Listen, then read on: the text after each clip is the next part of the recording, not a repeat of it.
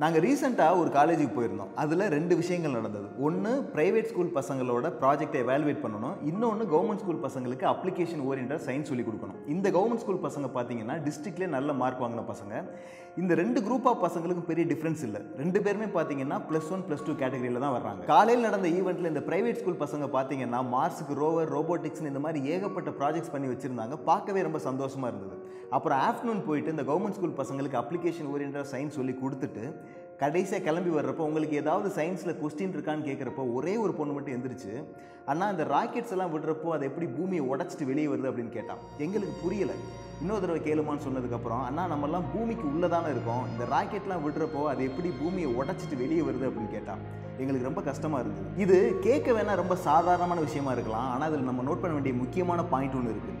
ஒரு ப்ரைவேட்டில் படிக்கிற 11வது பையன் வந்து மார்ஸுக்கு ரோவர் டிசைன் பண்ணுறான். ஆனால் அதே ஏஜ் கேட்டகரியில் உள்ள கவர்மெண்ட் ஸ்கூல் பொண்ணு ஒன்று நம்ம பூமிக்கு உள்ளே இருக்குமா வெளியே இருக்குமான்னு கூட தெரியாமல் படிச்சுட்டு இருக்கு. தீண்டாமை ஒரு பாவச் செயல், தீண்டாமை ஒரு பெருங்குற்றம், தீண்டாமை என்பது மனித தன்மையற்ற செயல். இப்பெல்லாம் புக்கை திறந்தோன்னு பசங்களுக்கு சொல்லிக் கொடுத்த நம்ம இங்கே ஒரு நவீன தீண்டாமை நடந்துட்டு இருக்குங்கிறத ஏன் இன்னும் ரியலைஸ் பண்ணலன்னு எனக்கு தெரியல. கையில் காசு இல்லாமல் தன்னோட குழந்தைங்களை கவர்மெண்ட் ஸ்கூலில் போய் சேர்த்து ஒவ்வொரு அப்பாக்களுக்கும் தன்னோட குழந்தை வந்து ஆடி வாங்கணும், பென்ஸ் வாங்கணும் அப்படிங்கிற கனவுலாம் கிடையாதுங்க. தன்னோட குழந்தை படித்து கொஞ்சம் நாலேஜ் கெயின் பண்ணி அது வழியாக வறுமை கோட்டுக்கு மேலே போய் 3 வேளை சாப்பாடை நிம்மதியாக சாப்பிடணும். இது மட்டும்தான் அவங்களோட அதிகபட்ச ஆசை. ஆனால் இந்த குழந்தைங்களுக்கு நம்ம பூமிக்கு உள்ளே இருக்கமா அல்லது பூமிக்கு வெளியே இருக்கமா அப்படிங்கிற பேசிக் சயின்ஸை கூட நம்ம ஒழுங்காக சொல்லி கொடுக்காம +2லேயே மார்ஸுக்கு ரோவர் தயாரிக்கிற ஒரு பையனோட சேர்ந்து எக்ஸாமினேஷன் அப்படிங்கிற ட்ராக்கில் ஒன்றா ஓட விடுறதே மிகப்பெரிய துரோகம். இதே துரோகத்தை நம்ம கண்டினியூஸாக பண்ணிட்டு இருந்தோம்னா இவனோட ஒட்டுமொத்த வாழ்க்கையும் வறுமை கூட்டு கீழே போயிடும். அப்புறம் ஒரு நாள் தன்னோட பையனையாவது மேலே வந்துட மாட்டானா அப்படின்னு சொல்லிட்டு அதே கவர்மெண்ட் ஸ்கூலில் சேர்த்து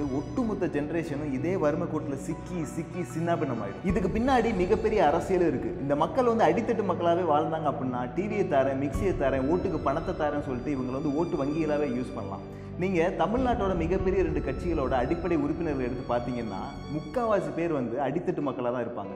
ஸோ இந்த மக்கள் வந்து அடித்தட்டு மக்களாகவே வாழ்கிறதுக்கு அரசியலுக்கும் அரசியல்வாதிகளுக்கும் மிகப்பெரிய பங்களிப்பு இருக்குது. அப்புறம் இந்த டீச்சர்ஸ், நானும் எவ்வளவோ நல்ல அரசு பள்ளி ஆசிரியர்லாம் பார்த்துருக்கேன். ஆனால் பல கவர்மெண்ட் ஸ்கூல் டீச்சர்ஸ் இந்த பசங்களுக்கு நல்ல கல்வியை கொடுத்துட்டோம் அப்படின்னா இவனோட ஒட்டுமொத்த ஜென்ரேஷன் மேலே எந்திரிச்சு வந்துடும் அப்படிங்கிறத கொஞ்சம் கூட ரியலைஸ் பண்ணாமல் 8 மணிக்கு வந்தோமா 8 மணி நேரம் கணக்கு காட்டமா அப்படின்னு சொல்லி வாழ்கிறதும் இந்த மக்களோட இந்த நிலைமைக்கு முக்கிய காரணம். ஸோ பிளேம் பண்ணுறது முடிவு பண்ணிட்டா பெருசாக ஒரு லிஸ்ட்டு போட்டு எல்லாரும் நம்ம திட்டிட்டு போயிட்டே இருக்கலாம். ஆனால் இது இந்த மக்களோட வாழ்வாதாரத்தில் பெரிய முன்னேற்றத்தை ஏற்படுத்துமான்னு கேட்டிங்கன்னா கண்டிப்பாக கிடையாது. அண்ட் மோரோவர் இப்படி பேசி தான் ஒரு குரூப் வந்து ஆல்ரெடி நாட்டை நாசப்படுத்தி வச்சிருக்காங்க. ஸோ நம்ம கூட கொஞ்சம் பேச்சை கம்மி பண்ணிட்டு இந்த ப்ராப்ளமை சரி பண்ணுறதுக்கு என்ன பண்ணலாம் அப்படிங்கிறத யோசிக்கலாம். இந்த பசங்களோட வாழ்வாதாரத்தில் ஒரு மிகப்பெரிய மாறுதல் நம்ம கொண்டு வரணும் அப்படின்னா இவங்களோட அறிவியல் சார்ந்த அறிவு வந்து நம்ம கம்ப்ளீட்டாக அதிகப்படுத்தி ஆகணும். இப்படி அதிகப்படுத்திட்டோம் அப்படின்னா அடித்தட்டு மக்கள் இருந்து கூட ஏகப்பட்ட சயின்டிஸ்ட் அண்ட் இன்ஜினியர்ஸ்லாம் உருவாகிறதுக்கான வாய்ப்புகள் அதிகம். இது அவங்களோட வாழ்வாதாரத்தை முன்னேற்றது மட்டும் இல்லாமல் நாட்டோட முன்னேற்றத்துக்கும் வழிவகுக்கும். அரசு மற்றும் கிராமப்புற பள்ளி மாணவர்களோட அறிவியல் சார்ந்த அறிவை மேம்படுத்துறதுக்காக ஒரு புது முயற்சி ஒன்று எடுத்திருக்கோம். மாணவர்களுக்கு எளிய முறையில் ஆக்டிவிட்டீஸ் வழியாக சயின்ஸை கற்றுக் கொடுக்கறதுக்கு உலகம் முழுவதும் கல்வி முறையில் மாற்றம் தேவை அப்படின்னு ஒர்க் பண்ணிட்டு இருக்க எல்லா தமிழ் அறிவியலாளர்களும் சேர்த்து ஒரு தீர்வு ஒன்று உருவாக்கியிருக்கோம்.